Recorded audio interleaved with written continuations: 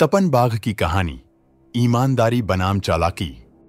जहां भोलू लोमड़ी और उसका साथी बबलू चूहा इस प्रणाली में गड़बड़ियों का फायदा उठाते हुए आरामदायक जीवन जी रहे थे, वहीं तपन बाघ एक मेहनती और ईमानदार शिकारी नियमों का पूरी निष्ठा से पालन करता था।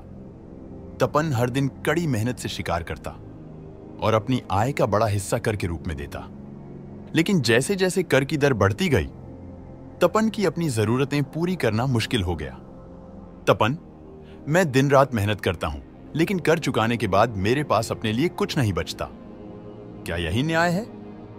हिरण, तपन, तुम इस जंगल की रीढ़ हो। तुम्हारे योगदान से ही जंगल चलता है। तपन, धन्यवाद, लेकिन कभी कभी ऐसा लगता है कि सारा बोझ सिर्फ मुझ पर है। भोलू लोमड़ी और बबलू चूहा अपनी आय का बड़ा हिस्सा छुपा लेते थे। भोलू ने 2 अलग अलग रजिस्टर बना रखे थे, एक अधिकारियों के लिए और दूसरा अपने असली मुनाफे का। छोटे तिलचट्टे की मदद से वे अपने सामान को गुप्त सुरंगों के जरिए ले जाते थे। भोलू, जब तपन जैसे ईमानदार जानवर मेरे हिस्से का बोझ उठा रहे हैं तो मुझे क्यों ज्यादा कर देना चाहिए? मैं हमेशा सिस्टम से आगे रहूंगा। गिलहरी, अगर पकड़े गए तो? भोलू, पकड़े? वो तो सपने में भी नहीं हो सकता।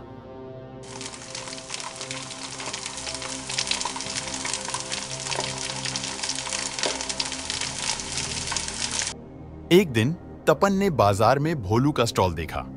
भोलू आरामदायक जीवन जी रहा था, जबकि तपन संघर्ष कर रहा था। तपन, भोलू इतना संपन्न कैसे है? क्या यह अपने हिस्से का कर नहीं देता? भोलू, तपन, तुम बहुत मेहनत करते हो। कभी सोचा है कि थोड़ा स्मार्ट बनने से तुम्हारा काम कितना आसान हो सकता है? तपन, मैं चैन की नींद सोना पसंद करता हूं भोलू। ईमानदारी मेरे लिए सबसे बड़ी बात है। तपन ने जंगल की सभा में अपनी चिंता उठाई। उसने बताया कि कैसे ईमानदार करदाता सारा बोझ उठाते हैं, जबकि कुछ जानवर अपनी जिम्मेदारी से बचते हैं। तपन, महाराज, मैं हमेशा ईमानदारी से कर देता हूं, लेकिन यह बोझ अब असहनीय हो गया है और कुछ जानवर बिना कुछ योगदान दिए आराम से जी रहे हैं। क्या यह न्याय है?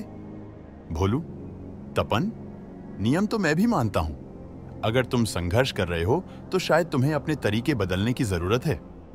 राजा शेरू, अगर यह सही है तो हमें सुधार की आवश्यकता है।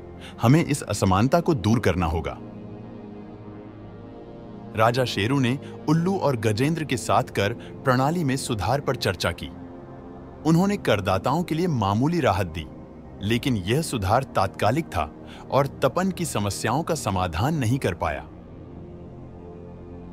राजा शेरू, हम तपन जैसे करदाताओं के लिए कर को थोड़ा कम करेंगे, लेकिन जंगल के कल्याण के लिए प्रणाली को मजबूत रखना होगा। उल्लू, हमें कर चोरी रोकने के लिए सख्त नियम लागू करने चाहिए।